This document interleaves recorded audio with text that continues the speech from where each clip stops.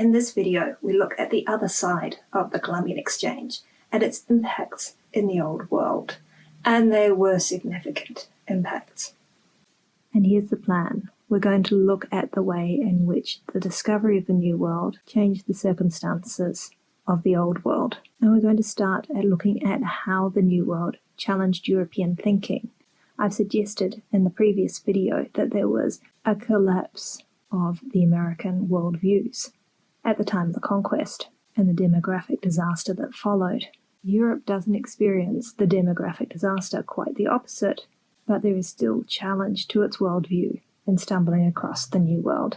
I'll look at that, then I'll look at the species that were transferred from the New World to the Old World and their impact, and then I'll look at this thing called specie, which is precious metal, and the results of New World silver and gold in the Old World.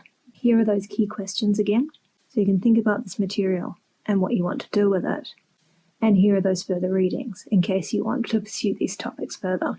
I suggested in the previous video that the experience of the conquest destroyed the worldviews of the Aztec and the Inca. The Europeans did not experience a demographic disaster, and they experienced victory. And the Spanish in the New World did not suffer significant damage to their worldview, but the New World and its very existence was a challenge to European thinking. On this slide, you can see a medieval map of the world. It's not meant to be geographically accurate, but it does show how Europeans thought their world was structured. There are 4 continents visible. At the top of the map, and taking up about half the space, is Asia. In the bottom left is Europe. In the bottom right is Africa. And along that right-hand edge is the southern continent. And that's it. No Americas. I mentioned in a previous video that Columbus, when he got to the Americas, thought he had reached Asia and held to that idea despite his experience of the New World. And that's because there was no room in his worldview for these continents. They simply could not exist. And there are reasons for that. There was trust in medieval Europe in 2 sources of authority: the texts of the ancients and a particular set of texts, the Bible. The ancient geographers divided up the world, considered how it was structured, knew about the existence of Europe, Asia, and Africa, but had no place for the Americas. Similarly, the Bible does not mention the Americas, and the Bible is not about the physical structure of the world. There are hints here and there about how the world is structured. It is possible to use it to construct a view of the physical world, but that's not its purpose. All the same, in the New Testament, there are some clear statements that contradict the existence of these heavily populated continents. Jesus told his disciples to go and preach the gospel to all nations, and he repeated that command. You can see the relevant verses from the Gospel of Mark. And so it was difficult for medieval Christians to fit this new place into their understanding of the world. They manage it, and I think this is part of the reason that there is a massive shift in thinking in Europe, where we emerge from the medieval period into the early modern at around this time. The Renaissance takes place. Partly it's that there is new wealth available, courtesy of the Americas, but I think too there is a need to rethink the world. And various attempts are made to rethink the world. There is the possibility that the ancients didn't know it all, and that the Bible might not be a good guide to the physical world, or there is the possibility that these are not people, and so they're not included in that injunction by Jesus to take the gospel to all nations. And in 1550 and 1551, there was a debate in front of the Spanish crown on this very matter. Were the Indians people or something else in human form? Maybe you remember de las Casas from the previous video, where I mentioned that he was one of the sources that gave rise to the Black Legend of Spanish colonization. He's known as the defender of the Indians, and here he argued that Indians were people and that they were people deserving of mercy because they'd had no previous access to the gospel. And so it was not appropriate for Spanish Christians to treat them in the same way that they might treat Muslims who had had an opportunity to see the error of their ways, according to medieval Christians. And so the Indians were innocent in a way that Old World infidels were not. Sepulveda used Aristotle. He argued that some people were naturally slaves, and to some extent he defended the activities of the conquistadors in the New World. While Las Casas is seen as having won the debate, he's a reflection of widespread concern about Spanish behaviour in the New World, and the results of the debate are undermined by the pragmatism of the time, that it was impossible to control conquistadors, and that the financial benefits flowing from the New World were rather nice for the Spanish crown, and so their activities were not stopped, and the exploitation of the New World continued. But the point here is that while the Incan and Aztec worldviews may have collapsed, the worldview of European Christians was also rattled. Traffic in disease was largely one way, from the Old World to the New World, but the New World did manage to send back one nasty ailment, and that's syphilis. There's still some debate about where syphilis originated, but it was probably the New World. It was recorded in Europe shortly after the return of Columbus's first voyage. He brought people back with him, and the disease was first recorded around that time.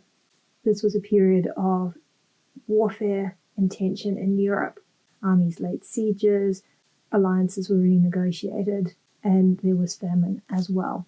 As a result, this disease spread through Europe fairly quickly. When it arrived in France, the French called it the Neapolitan disease.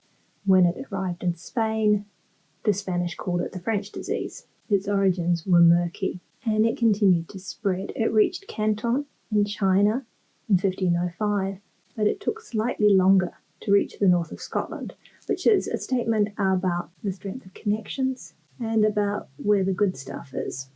And syphilis killed people. There was no effective treatment until the development of antibiotics. It drove people mad.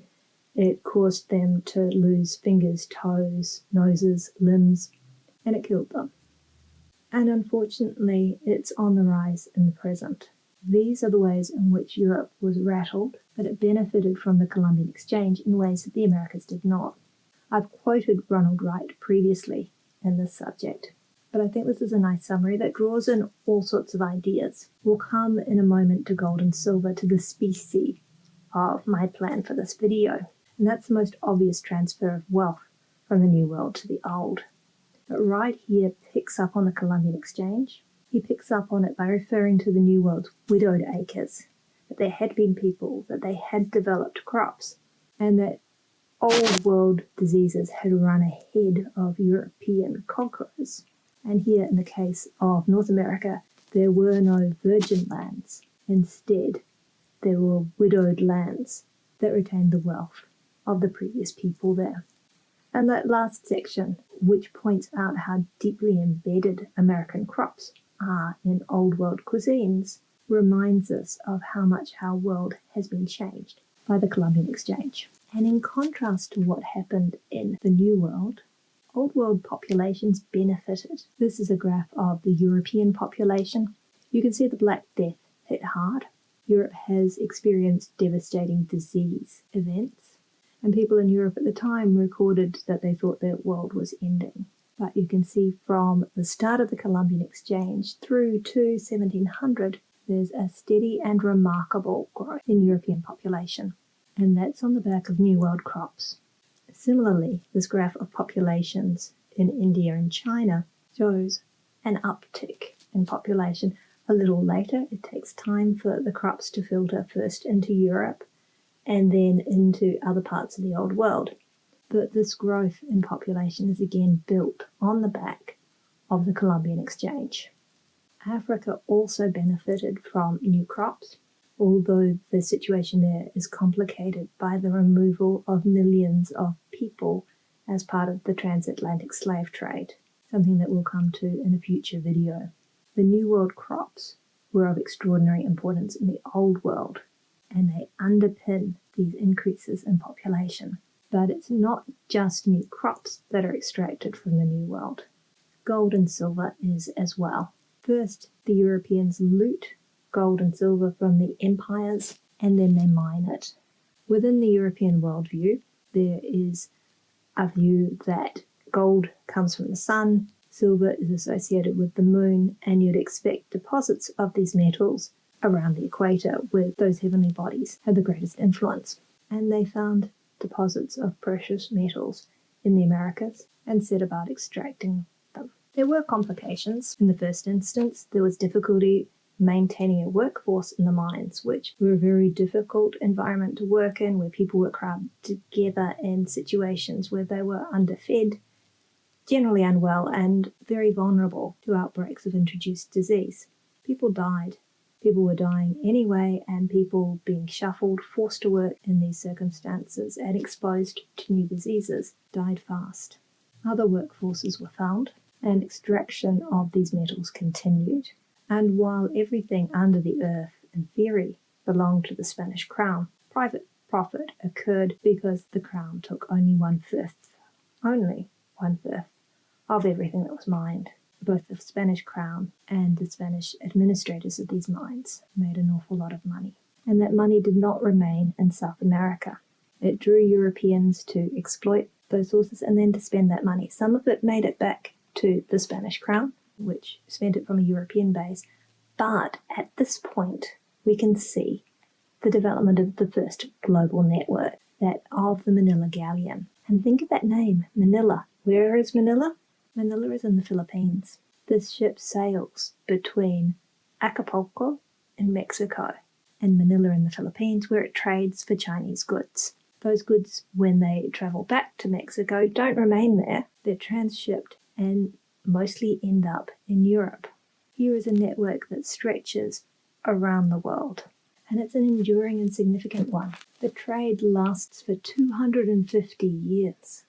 It marks a shift in how Chinese goods actually reach Europe, and it creates a shift in European politics.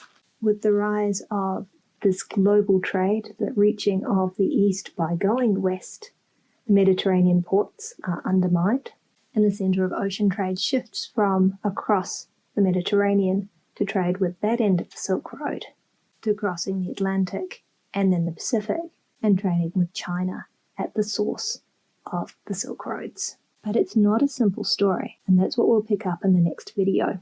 This global network is created. American silver gets spent by Europeans. But at the end of the colonial period, Spain does not become a major European power. If you think of it in the present, it's among the pigs. Portugal, Italy, Greece, and Spain. This extraordinary exploitation of these two major empires and other regions in the Americas does not lead to lasting wealth and superpower status for Spain in the present.